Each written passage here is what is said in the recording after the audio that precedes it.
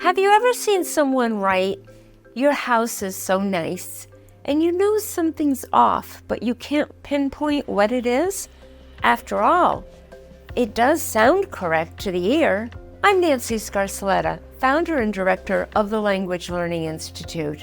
And in this video, I will show you the difference between your and your.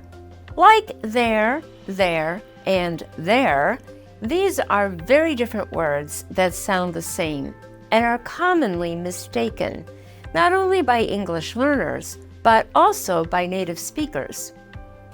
Your, ending in just "are", is possessive. It refers to something that belongs to you. For example, this is your house. I love your jacket. Your, with an apostrophe re, is a contraction, the combination of two words. In this case, it's a contraction of you are. You are super nice becomes you're super nice. You are a great student becomes you're a great student. As you can tell, both of these words sound alike to the ear, but they are spelled differently to reflect their different meanings.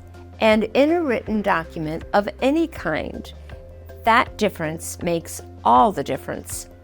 Now let's try some exercises. I'll show you a phrase on screen, and you decide whether to use your or your. Let's start.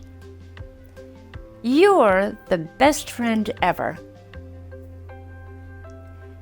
Did you choose the contraction your? Y-O-U apostrophe R-E? You're the best friend ever. That is the correct answer. Good for you. Now let's do another one. Your dog is so cute. Did you choose the possessive your? Y-O-U-R with no apostrophe? Your dog is so cute. Now you know how to properly use your and your. Be sure to check out our video on the 3 theirs if you haven't already. Remember, if you'd like to learn a language, you can always check out our wide variety of classes and self-study courses on our website.